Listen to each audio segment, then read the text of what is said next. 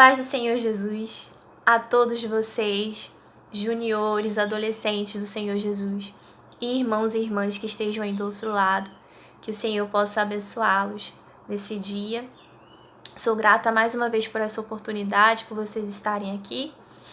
E vamos orar nesse momento para a gente dar início à nossa aula? Te convido a orar comigo.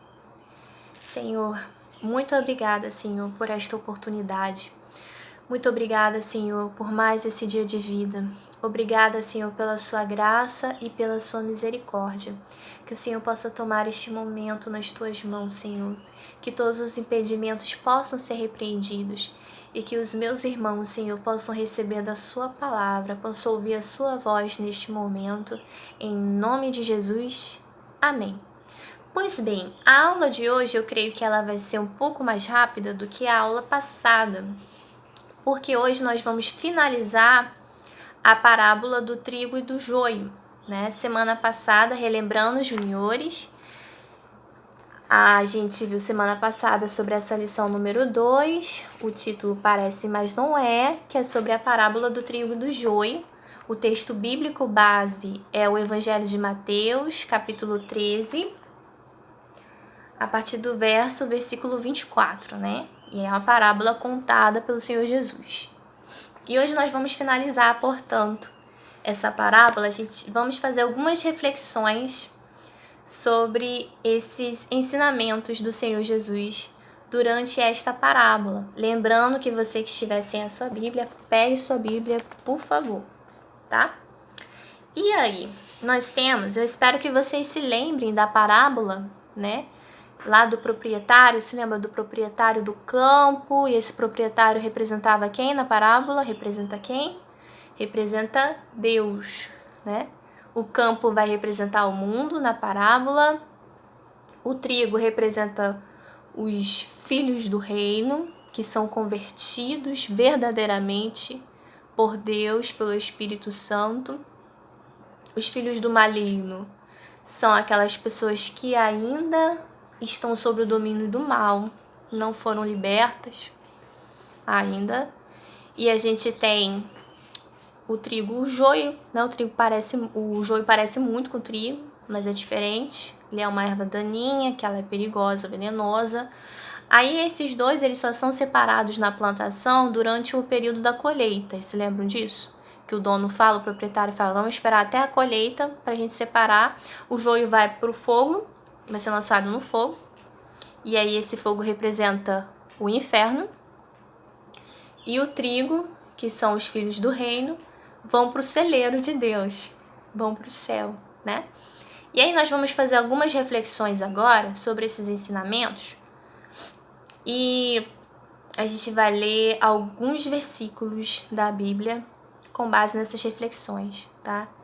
Então, apesar desta parábola ter sido enunciada pelo Senhor Jesus há mais de 2000 anos, nós temos que a palavra de Deus, ela permanece, né? Então, nós aprendemos muito com esta parábola. A primeira reflexão que nós vamos fazer nesse momento é sobre o proprietário do campo, nessa parábola, que é Deus, né? Ele é o proprietário do campo. Ele é o proprietário, o dono do mundo, de toda a existência e de toda a criação. Porque ele é o autor, ele é o criador de todas as coisas que nós conhecemos e daqui a nós ainda não conhecemos, né? Lá em Gênesis 1, a gente tem versículo 1, capítulo 1, versículo 1, fala que no princípio criou Deus céus e terra, né? Ou seja, ele é o dono de tudo, realmente ele é o proprietário do campo, ele é o proprietário do mundo. E aí, lá em Isaías, eu vou pedir para vocês abrirem comigo, Isaías capítulo 6, já está até aberta aqui minha Bíblia, mas abrem aí, na casa de vocês, onde vocês estiverem. Isaías foi um profeta de Deus, e nesse capítulo está relatado que ele teve uma visão do trono de Deus, da glória de Deus. E ele viu que serafins estavam sobre Deus, e os serafins e os anjos cantavam, Santo, Santo, Santo. é o Senhor dos Exércitos. Vocês vão perceber alguns barulhos, meu cachorro tá animado, então, por favor, me perdoem qualquer coisa, né? Mas vamos ler lá, vamos voltar aqui. Isaías capítulo 6, versículo 3. Vamos ler juntos? E clamavam uns para os outros, dizendo: Santo, Santo, Santo é o Senhor dos Exércitos, toda a terra está cheia da sua glória. Ou seja, toda a terra, todo o mundo, toda a existência está cheia da glória de Deus. Tudo pertence a Ele, tudo, inclusive as nossas vidas. E aí lá, na parábola do trigo e do joio, a gente tem a plantação de trigo, não é? Essa plantação com o trigo, ela representa, o Senhor Jesus fala ali na parábola, né? Que o reino dos céus é semelhante ao homem que lança sementes de trigo, né? No seu campo, para plantar ali, para plantação. E essa plantação de Deus, ela representa o reino dos céus. Ela representa o reino de Deus. E aí quem faz parte desse reino?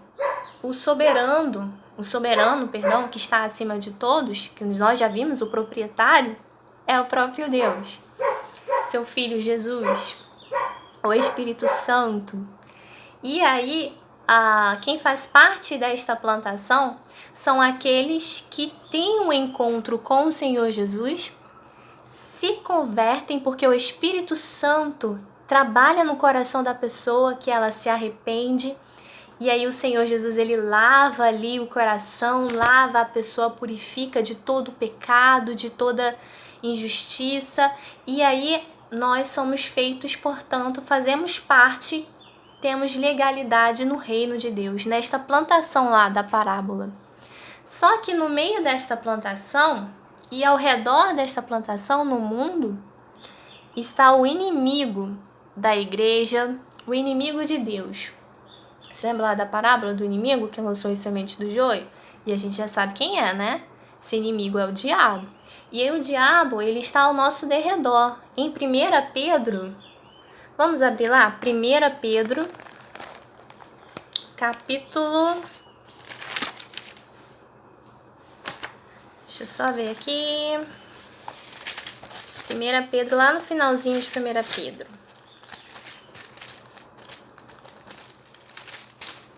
1 Pedro, capítulo 5 mesmo, versículo 8. Ele fala assim, ó: Sede sóbrios, vigiai, porque o diabo, vosso adversário, anda em derredor, bramando como leão, buscando a quem possa tragar. Ou seja, o nosso inimigo, o inimigo do reino de Deus, ele está ao nosso derredor. Ele não está muito longe, não. Ele está ao nosso derredor. Ele está observando a quem ele possa tragar, né? Então, naquele momento lá na parábola, a gente consegue identificar isso na parábola do trigo e do joio, né? Porque o inimigo ao derredor da plantação, está ao derredor da plantação, e aí ele lança sementes de joio, que representa os filhos do maligno, né?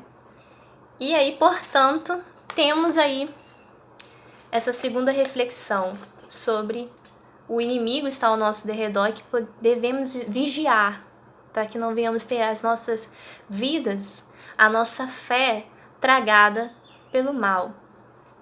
Precisamos permanecermos firmes, portanto, na palavra de Deus, bem ligados com Deus, bem ligados com o Espírito Santo. Amém? Glória a Deus.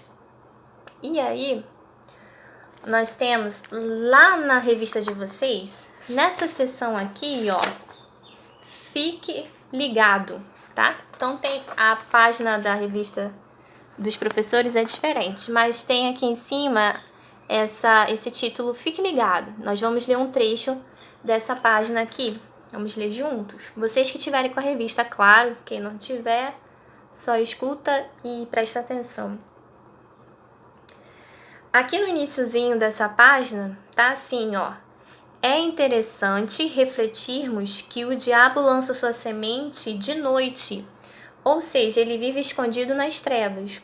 A palavra do Senhor nos ensina que Satanás é o pai da mentira, pois diz meias verdades, é astuto e falso. Isso é bastante interessante, essa observação que o autor da revista faz, né? Porque na parábola o Senhor Jesus fala que o inimigo, né, que está ao derredor, ele lançou as sementes durante o momento que os servos e o proprietário estavam descansando, possivelmente à noite.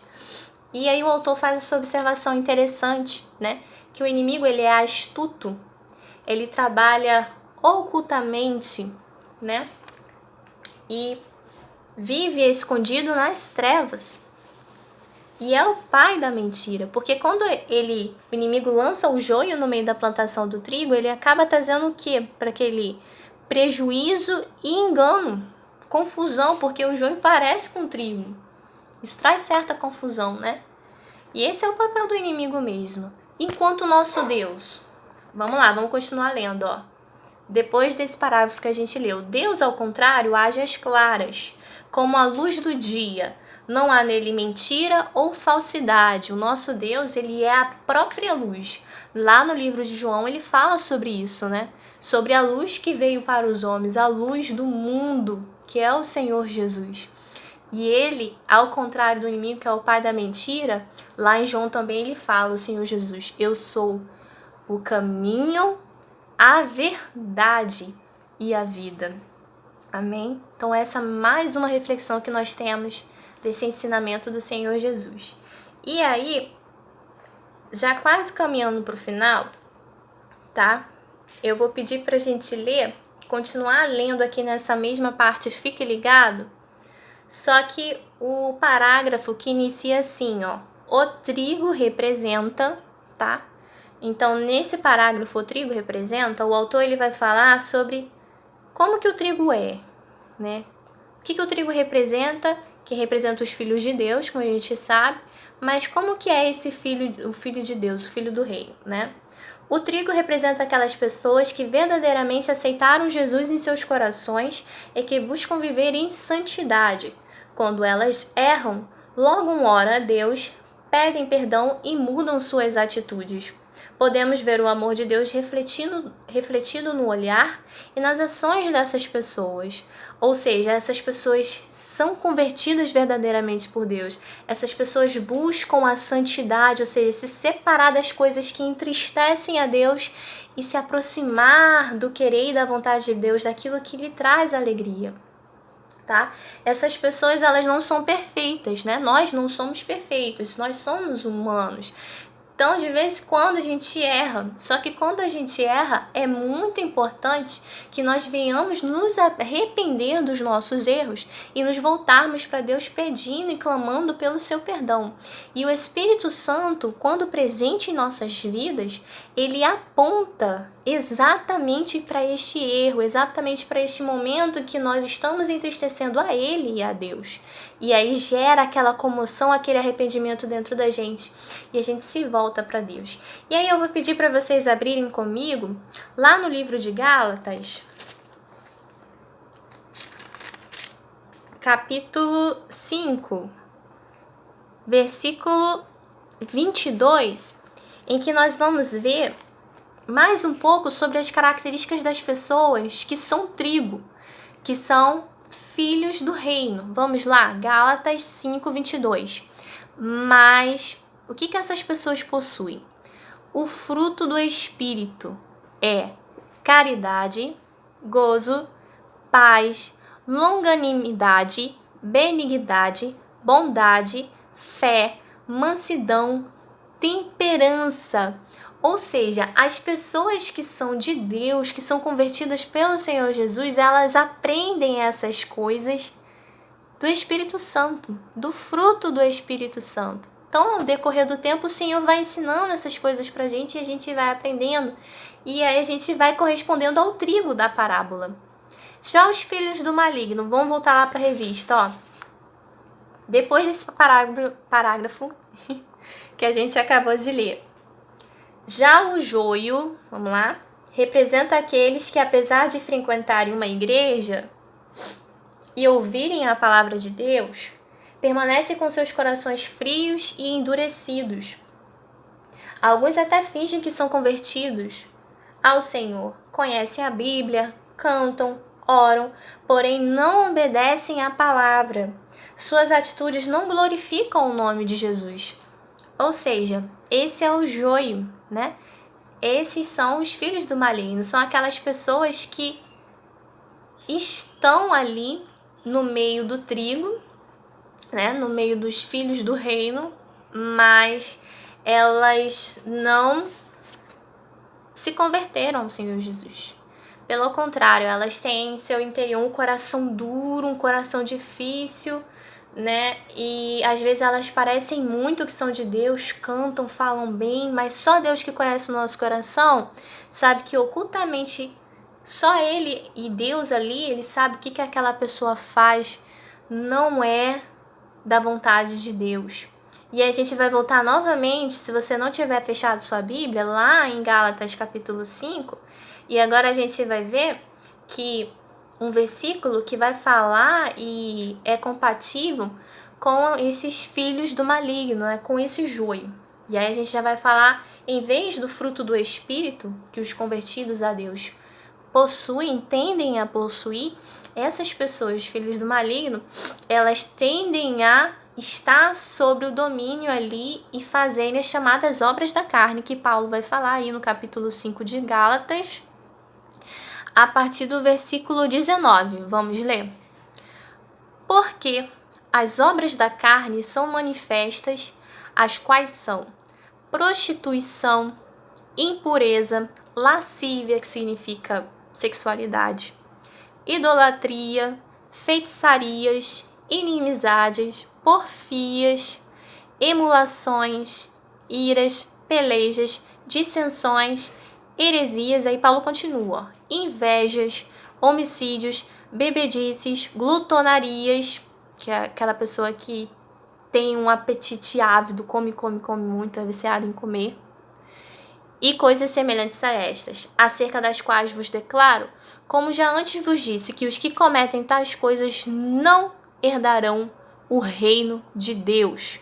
Ou seja, olha só como é que a palavra de Deus é poderosa e é verdadeira.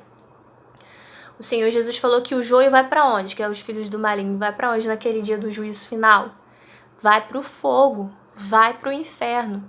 Por quê? Porque elas continuam mantendo essas pessoas nas suas vidas, no seu dia a dia, essas obras da carne. Com certeza, irmãos. Com certeza essas pessoas mantêm um pouco das obras da carne ou muito das obras da carne no seu oculto quando ninguém está vendo. Só que Deus está vendo. Ninguém se esconde de Deus. E aí, com certeza, essas pessoas que constantemente estão errando, pecando, andando dessa forma, o Senhor, Ele vai julgar, né? E o juízo é o inferno, tá? Então, juniores, adolescentes e irmãos, para finalizar a nossa aula, para finalizar essas reflexões hoje, nós vemos que existe esse juízo que vai acontecer mesmo. E não é o nosso papel ficarmos apontando e observando as pessoas, ficar apontando. Aquela pessoa ali, olha, é joio. Aquela pessoa ali é o filho do maligno. Vamos separar, vamos separar, tirar essa pessoa de dentro da igreja. Não, nós não podemos fazer isso. O papel de quem vai fazer isso é de Deus. É o Senhor Jesus que vai fazer isso naquele dia do juízo final. Que todos nós vamos comparecer perante Ele. Então é o Senhor Jesus que vai fazer isso. É Ele quem vai julgar. O nosso papel é o seguinte: a gente tem que olhar, juniores, adolescentes, para dentro da gente e observarmos as nossas atitudes, as nossas ações e vermos se nós estamos sendo verdadeiros discípulos de Deus, de Jesus, ou somos falsos.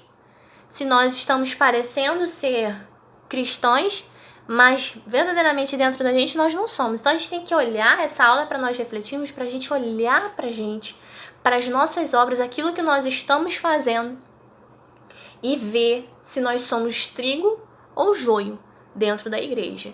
E que possamos nos arrepender, que possamos verdadeiramente nos entregar para o Senhor Jesus, aceitar o Senhor de todo o nosso coração, deixar Deus fazer a obra e vivermos em obediência a Deus. Porque quando nós vivemos em obediência a Deus, nós vencemos todo o mal e permanecemos vitoriosos até o fim. tá bom, meus amores? Então, que Deus possa abençoar vocês. Eu agradeço mais uma vez. Semana que vem, provavelmente, o professor Diego que vai ministrar a aula, tá bom? Um grande beijo, fiquem com Deus e é isso aí. Tchau!